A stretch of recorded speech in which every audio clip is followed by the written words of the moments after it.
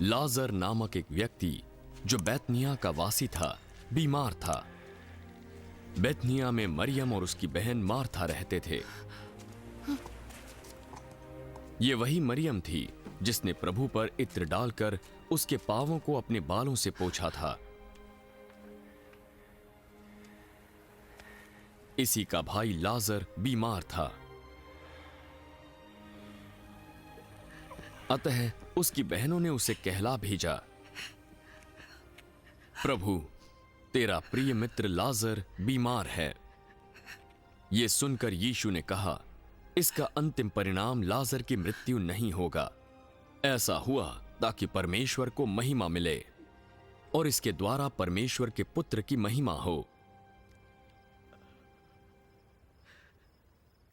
यीशु Martha और उसकी बहन और लाजर से प्रेम रखता है। फिर भी जब उसने सुना कि वो बीमार है, तो जिस स्थान पर वो था वहां 2 दिन और ठहर गया। इसके बाद उसने चेलों से कहा, आओ यहूदिया को चले। हे रब्बी, अभी तो लोग उस स्थान पर पथराव करना चाहते थे, क्या तू फिर भी वहां जाता है? क्या दिन के 12 घंटे नहीं होते? कोई दिन में चले तो ठोकर नहीं खाता, क्योंकि इस जगत का उजाला देखता है, परंतु यदि कोई रात में चले तो ठोकर खाता है, क्योंकि उसमें प्रकाश नहीं। हमारा मित्र लाजर सो गया है, परंतु मैं उसे जगाने जाता हूं।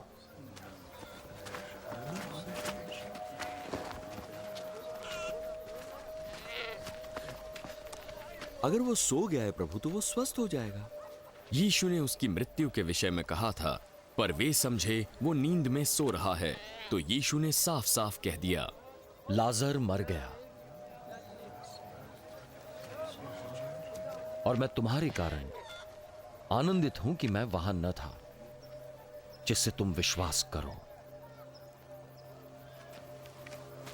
चलो हम उसके पास चले। तब थोमा, जिसे जुड़वा कहते थे, साथी चेलों से बोला, चलो हम सब रब्बी के संग चलें, ताकि उसके साथ मर जाएं। वहां पहुंचने पर यीशु को यह मालूम हुआ कि लाजर को कब्र में रखे 4 दिन हो चुके हैं। बैतनिया यरूशलेम के समीप कोई 2 मील की दूरी पर था। बहुत से यहूदी मार्था और मरियम के पास उनके भाई की मृत्यु पर दिलासा देने आए थे। जब मार्था ने सुना कि यीशु आया है, तो वो उससे मिलने गई, परंतु मरियम घर में बैठी रही। यदि तू यहाँ होता है प्रभु, तो मेरा भाई कभी न मरता। और अब भी मैं जानती हूँ कि जो कुछ तू परमेश्वर से मांगेगा वो तुझे देगा। तेरा भाई फिर जी उठेगा। मैं जानती हूँ कि अंतिम दिन वो जी उठेगा। पुनरुत्थान और जीवन मैं ही हूं। जो कोई मुझ पर विश्वास करता है, वो यदि मर भी जाए तो भी जिएगा। जो कोई जीवित है और मुझ पर विश्वास करता है, वो कभी ना मरेगा। क्या तू विश्वास करती है?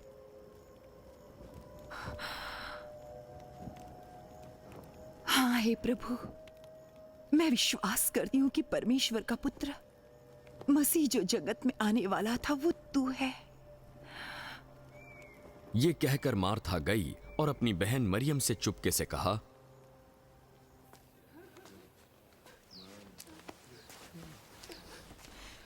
गुरु यहाँ है और तुझे बुलाता है। जब मरियम ने यह सुना तो वो तुरंत उठकर उसके पास आई। यीशु अभी गांव में नहीं पहुंचा था, परंतु उसी स्थान में था जहां मार्था ने उससे भेंट की थी। तब जो यहूदी उसके साथ घर में थे और उसे दिलासा दे रहे थे, उसके पीछे हो लिए। जब उसे उठकर बाहर जाता देखा, वे समझे वो कब्र पर रोने जा रही है।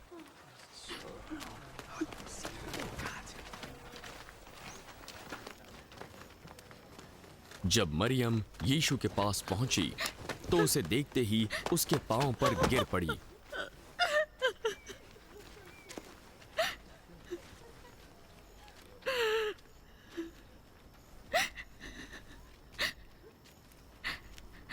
हे प्रभु,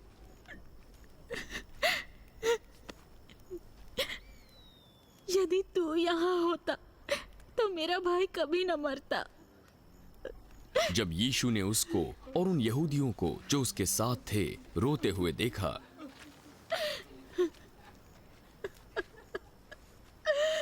तो तो आत्मा में बहुत ही उदास और व्याकुल हुआ।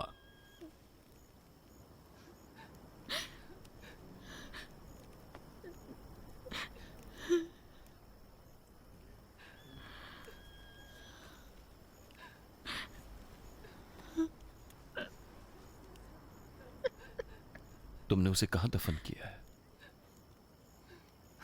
चलकर देख ले प्रभु।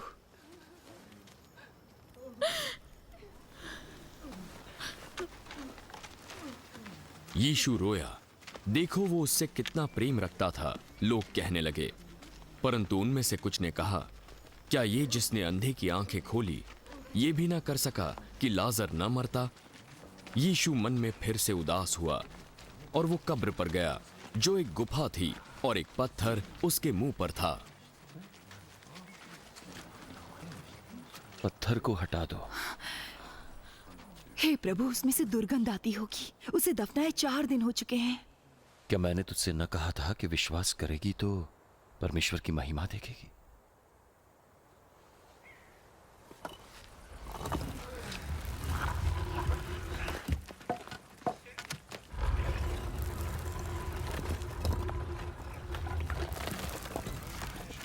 तब उन्होंने पत्थर को हटाया।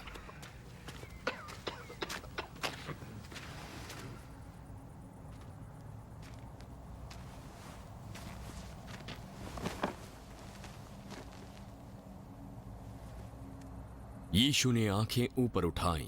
हे पिता, तेरा धन्यवाद जो तू मेरी सुनता है। मैं जानता हूं कि तू सदा मेरी सुनता है, परंतु उनके कारण मैंने ये कहा जो यहां खड़े हैं, जिससे वे विश्वास करें कि तूने ही मुझे भेजा है।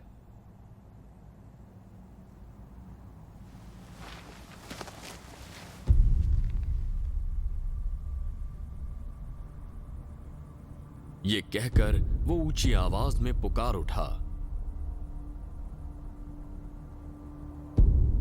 लाजर, बाहर आ जा।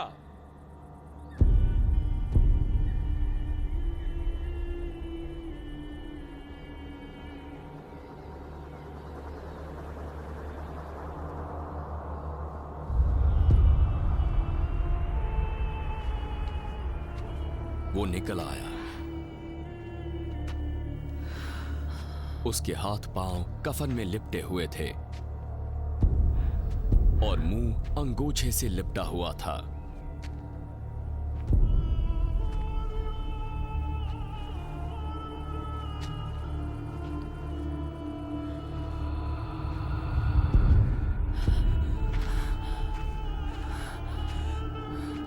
उसे खोल दो और जाने दो। तब जो मरियम के पास आए थे और यीशु के काम को देखा तो उनमें से बहुतों ने उस पर विश्वास किया, परंतु उनमें से कुछ ने फरीसियों के पास जाकर यीशु के कामों का समाचार दिया। इस पर प्रधान याजकों और फरीसियों ने महासभा बुलवाकर कहा, अब हम क्या करें? उन चमत्कारों को तो देखो जो ये व्यक्ति करता है। यदि हम उसे ये करने देंगे तो सब उस पर विश्वास ले आएंगे और रोमी आकर हमारी जगह और जाति दोनों पर अधिकार कर लेंगे। तब उनमें से कैफा नामक एक व्यक्ति जो उस वर्ष महायाजक था बोला, तुम सब मूर्ख हो। क्या ये नहीं समझते कि भला है कि एक व्यक्ति हमारे लोगों के लिए मरे और सारी जाति नष्ट ना हो? ये बात उसने अपनी ओर से न कही, परंतु उस वर्ष का महायाजक होकर उसने भविष्यवाणी की कि यीशु यहूदियों के लिए मरेगा और न केवल उस जाति के लिए वरन इसलिए भी कि परमेश्वर की तितर बितर संतानों को एक कर दे। उसी दिन से यहूदियों के प्रधान उसे मार डालने का षड्यंत्र रचने लगे।